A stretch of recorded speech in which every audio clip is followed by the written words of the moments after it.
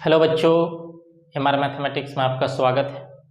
आज हम लोग इनवर्स ट्रिग्नोमेट्रिक फंक्शन पढ़ेंगे और उम्मीद करते हैं कि जो फर्स्ट लेक्चर था इनवर्स ट्रिग्नोमेट्रिक फंक्शन पर उसको आप लोगों ने अच्छे से देखा होगा और उसका जो भी कॉन्सेप्ट है उसको आप लोगों ने अच्छे से तैयार कर लिया होगा, जिसमें हम बताए थे कि जो है क्वाड्रेंट क्या होता है और बाकी जो 6 ट्रिग्नोमेट्रिक फंक्शन है वो कब जो है प्लस में होगा, किस क्वाड्रेंट में प्लस में होगा और किस क्वाड्रेंट में माइनस में होगा। तो सारे कॉन्सेप्ट को आप लोग अच्छे से समझ लिए होंगे। तो आज हम लोग देखेंगे कि इनवर्स ट्रिग्नोमेट्रिक फंक्शन क्या होता है। ठीक है, हम लोग जो है डायरेक्ट जो है एक फंक्शन लेते हैं, उसके बाद डोमेन है, रेंज है, वहाँ से शुरू करते हैं, है ना। बाकी चीज़ें जो है 11th में है कि अगर कोई फंक्शन जो है 1 1 on 2 है तो वो एक इनवर्सिबल फंक्शन होगा, है ना। तो हम लोग जो है डायरेक्ट शुरू करेंगे कि जो है कोई एक फंक्शन दिया हुआ है तो उसका जो है रेंज क्या होता है और डोमेन क्या होता है। ठीक है, पहले उसको हम लोग समझते हैं। जैसे देखिए,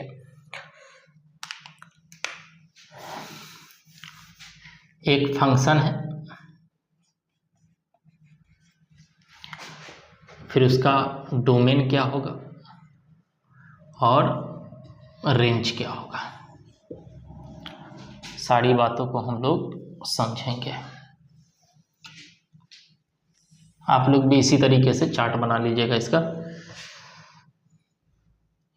ताकि याद करने में आप लोगों को आसानी हो। ठीक है, जैसे एक फंक्शन है आपका साइन इनवर्स एक्स। कौन सा फंक्शन है? मान के चलिए y इज इक्वल टू है साइन इनवर्स एक्स, है ना। इनवर्स को देखिए इसी तरीके से, इसको क्या पढ़ेंगे? Sine inverse x. ठीक है, तो साइन इनवर्स एक्स का जो डोमेन होता है वो क्या कितना होता है? तो -1 से +1 तक। ये याद रखना है कि साइन इनवर्स का जो डोमेन होगा वो कहाँ से कहाँ तक होगा? -1 से +1 तक। -1 से +1, और इसका जो रेंज होगा वो -π/2 से +π/2 होगा। -π/2 से +π/2। ये बातें आपको एकदम रट जाना है कि साइन इनवर्स एक्स का जो डोमेन होगा वो -1 से +1 और जो रेंज होगा वो -π/2 से +π/2 होगा। बात समझ में आ रही है? चलिए, दूसरा है y is equal to cos inverse x. तो इसका भी डोमेन सेम होता है। जो डोमेन साइन इनवर्स का होता है वही डोमेन कॉस इनवर्स का भी होगा, -1 से +1 तक। लेकिन इसका जो रेंज होता है वो 0 से पाई। यानी याद रखना है कि जब भी हम लोग कॉस का रेंज निकालेंगे, कॉस इनवर्स का रेंज निकालेंगे तो माइनस में नहीं आनी चाहिए। देख रहे हैं, साइन में माइनस है लेकिन कॉस में माइनस नहीं है। वो जब भी आएगा तो वो प्लस में आएगा। अगर माइनस में दिया भी रहेगा तो हम लोग उसको क्या करेंगे? प्लस बनाएंगे। बात समझ में आ रही है? तीसरा है y is equal to tan inverse x। और tan इनवर्स x का जो डोमेन होता है वो ऑल रियल नंबर होता है। tan इनवर्स x का जो डोमेन होगा वो क्या होगा? All real number. बट इसका जो रेंज होगा वो साइन की तरह है, -π/2 से +π/2। बात समझ में आ रही है? सारी बातें याद करनी पड़ेगी आपको। जैसे 4 में है कि y इज इक्वल टू, अगर cot इनवर्स x है तो इसका जो डोमेन होता है वो 10 की तरह है, ऑल रियल नंबर। बट इसका जो रेंज होगा वो 0 to π, कॉस की तरह। ठीक है, नेक्स्ट है y is equal to cosec inverse x, cosec inverse x। और इसका जो डोमेन होता है वो ऑल रियल नंबर तो लेना है लेकिन एक्सेप्ट -1 और 1, जिसमें -1 और 1 के बीच का कोई नंबर हो तो वो हम लोग नहीं ले सकते हैं। तो हर एक रियल नंबर लेना है, लेकिन -1 से अगर +1 के बीच का कोई नंबर है तो उसको नहीं लेना है। और इसका जो रेंज होता है वो साइन की तरह होता है -π/2 से +π/2, बट 0 इसमें शामिल नहीं रहेगा। ये याद रखना है, इसमें 0 शामिल नहीं रहेगा।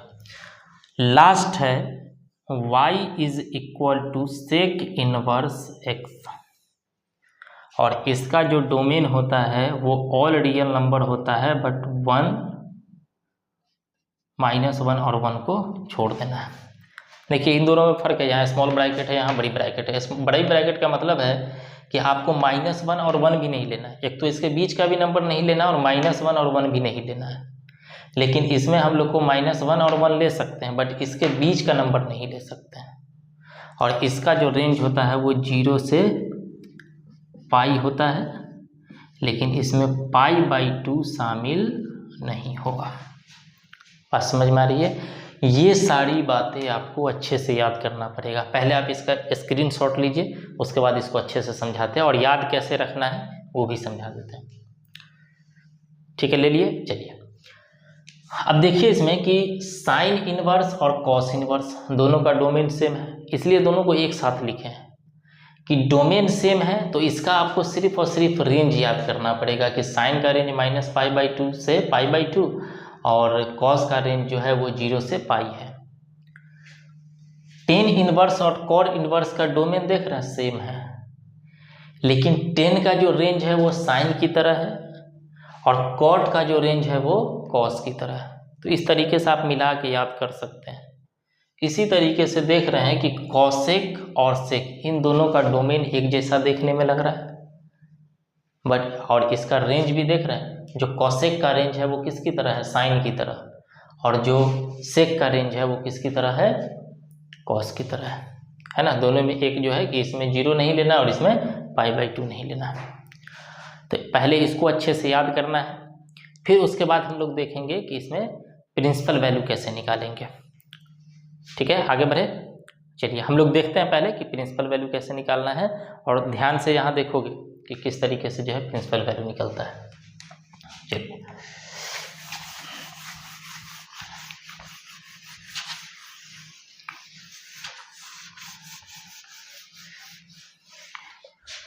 जैसे देखिए एक क्वेश्चन लिए हम लोग कि मान के चलिए दे दिया साइन इनवर्स 1/2 का मान बताइए, या प्रॉपर क्वेश्चन लिखा हुआ है फाइंड द प्रिंसिपल वैल्यू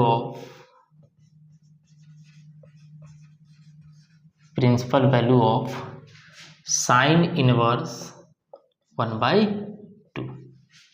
कैसे निकालेंगे प्रिंसिपल वैल्यू? बात समझ रहे? तो देखिए एकदम सिंपल है। सबसे पहला आपको क्या काम करना है कि जो दिया रहे उसके बराबर आपको थीटा मान लेना है। क्या करना है? जो दिया रहे उसके बराबर में क्या मान लेना है? थीटा मानना है। देखिए जब इसको हम लोग सॉल्व करेंगे तो सबसे पहले मानेंगे कि let sine inverse 1/2 is equal to theta. ठीक है, अब देखिए y बराबर अगर आपको दिया हुआ है, या साइन x बराबर आपको दिया हुआ है y, तो जब आप x लिखेंगे तो साइन उस साइड जा करके दूसरे साइड पर जा करके इन्वर्स हो जाता है। एक साइड जब हम लोग देखिए x लिखे साइन छोड़ दिए तो ये दूसरे साइड पर जा करके इन्वर्स लगेगा। तो उल्टा भी तो हो सकता है ना कि अगर हम मान के चलिए पहले से इन्वर्स लगा है तो y रखे तो इन्वर्स दूसरे साइड आकर के क्या होगा? इसके साथ लगेगा। बात समझ रहे? वही चीज़ यहाँ होगा कि देखिए जब हम लोग 1/2 रखेंगे तो साइन दूसरे साइड पर जा करके क्या हो जाएगा? साइन दूसरे साइड पर जा करके थीटा के साथ लगेगा, तो आ जाएगा 1/2 is equal to sine theta.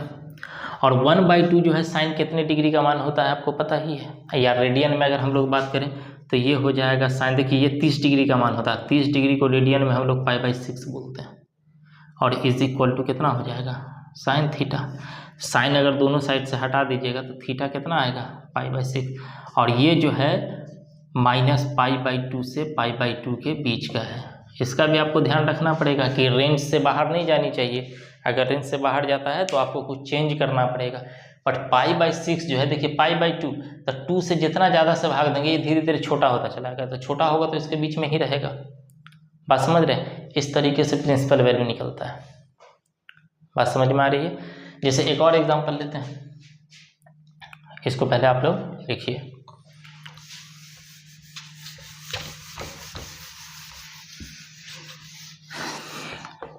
एकदम अच्छे से ध्यान दीजिए, इसलिए मैथ से डरना नहीं, लड़ना है। जैसे मान के चलिए कि एक और क्वेश्चन है, फाइंड द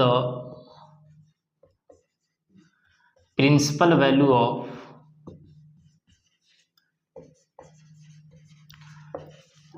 tan इनवर्स √3।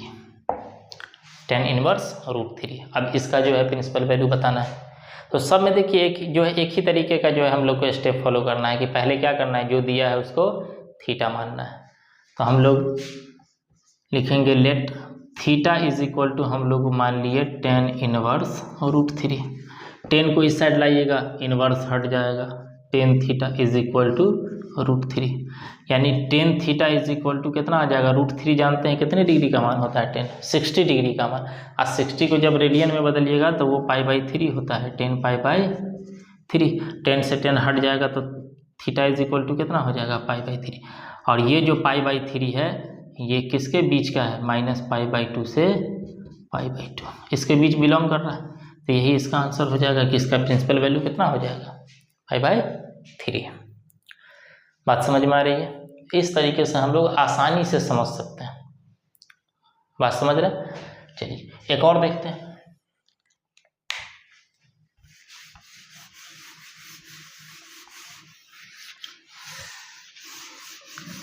मान के चलिए कि आपको नेक्स्ट क्वेश्चन दिया, find the principal value of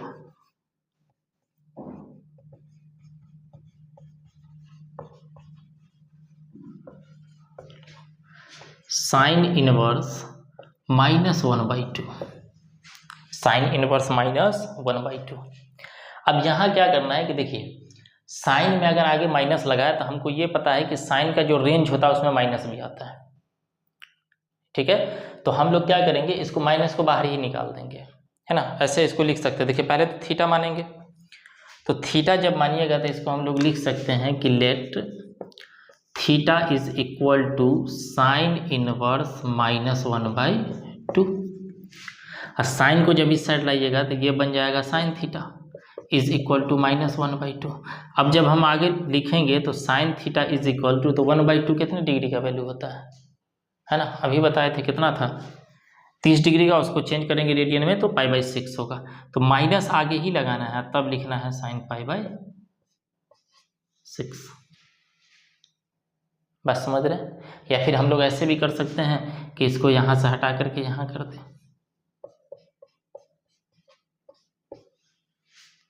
अब जब साइन से साइन हटा दीजिएगा तो थीटा इज इक्वल टू कितना आ जाएगा, -π/, और ये भी जो है बिलोंग करेगा -π/2 से π/2 के बीच।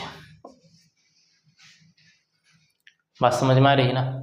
चलिए, तो इस तरीके से हम लोग एकदम आसानी से बना सकते हैं कि देखिए माइनस में दिया तो माइनस में ले लिए। लेकिन दिक्कत कहाँ आएगी कि जब माइनस यही कॉस में अगर दे देगा तो वहाँ प्रॉब्लम हो जाएगी।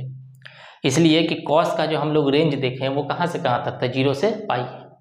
और 0 से पाई अगर रेंज रहेगा तो माइनस तो है नहीं, और अगर क्वेश्चन में माइनस देता है तो सबसे पहला हम लोग का काम होगा माइनस को हटाना। ठीक है, जैसे अगर इसमें मान के चलिए कि आपको क्वेश्चन देता है कि find the principal value of cos inverse -1/2, अब तो दिक्कत हो जाएगी। इसलिए कि इसका रेंज देखिए, यहाँ पर रेंज माइनस में होता है इसलिए आंसर माइनस में भी आएगा, तो हम लोग ले लिए। लेकिन उसका आंसर जब माइनस में आएगा तो माइनस में तो हम लोग ले ही नहीं सकते, इसलिए कि रेंज तो माइनस में होता ही नहीं है। 0 से कहाँ तक होता है, पाई तक होता है। ठीक है, तब हम लोग क्या करेंगे, तो कुछ फॉर्मूला याद रखना है आपको। ठीक है, कुछ हम लोग क्या करेंगे, फॉर्मूला याद कर लेंगे। और वो फॉर्मूला जो है हम आपको लिखवा देते हैं, उसके बाद हम लोग इस क्वेश्चन पे आएंगे। चलिए, फॉर्मूला है कि अगर, जैसे देखिए पहला फॉर्मूला कि अगर साइन इनवर्स माइनस एक्स है, यानी कि साइन में अगर माइनस लगा हुआ है, साइन में यहाँ माइनस अगर लगा हुआ है, तो इसको हम लोग लिख सकते हैं माइनस साइन इनवर्स एक्स। बात कुछ समझ रहे हैं? इसको हम लोग क्या लिख सकते हैं? माइनस साइन इनवर्स एक्स लिख सकते हैं। ठीक है। इसी तरीके से अगर कहीं लिखा हुआ है टेन इनवर्स माइनस एक्स, तो इसको भी हम लोग लिख सकते हैं माइनस टेन इनवर्स एक्स। तीसरा है कि अगर आपको मिल जाए कॉसेक इनवर्स माइनस एक्स, तो इसको भी हम लोग बोल सकते हैं माइनस कॉसेक इनवर्स एक्स। यानी कि जो एंगल में, यानी कि जो यहाँ माइनस लगा हुई है, तो सॉरी पूरा जो है एंगल ही कहलाता है, यहाँ जो डोमेन माइनस में दिया हुआ है तो उस माइनस को हम लोग आगे लिख देंगे। बात समझ रहे हैं? लेकिन इसलिए कि देखिए इसका सब का रेंज आप देखिएगा, साइन का भी रेंज देखिएगा उसमें भी माइनस है, कॉसेक का रेंज देखिएगा उसमें भी माइनस है, टेन का रेंज देखिएगा उसमें भी माइनस है। लेकिन अगर आपको मिलता है कॉस इनवर्स